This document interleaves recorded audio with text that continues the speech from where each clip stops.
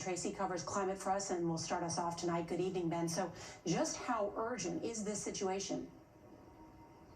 It's become very urgent, Nora, and you can see why. This is what so much of the American West now looks like, dried out and burnt out. Here in California, more than 99% of this state is now battered by drought, and the federal government is so concerned about this critical water source, it's taking unprecedented action.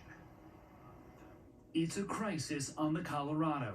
The nation's largest reservoirs are rapidly retreating.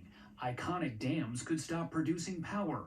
Western states are being warned to drastically cut their water use. This is a crisis that we haven't seen in history. Today, the Interior Department declared a first-ever Tier 2 shortage on the river that provides water for 40 million people in 7 states. Arizona will lose 21% of its water, Nevada 8%.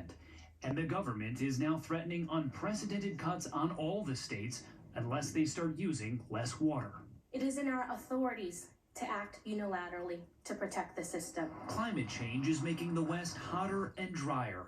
The worst drought in 1,200 years and chronic overuse have drained Lake Mead and Lake Powell to about a quarter of capacity. We're going to buoy number 3, they call it. At Lake Powell this summer, we met fishing guides stunned by how fast it's fallen.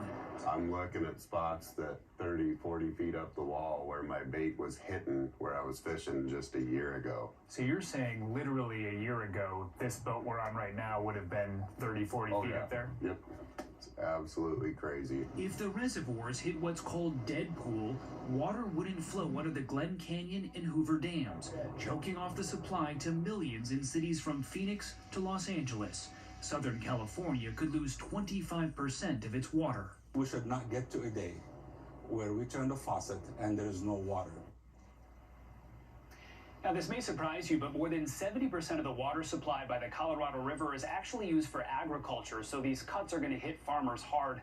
And Nora, in a sign of just how dire this is, the federal government is actually planning to pay farmers to not plant their fields.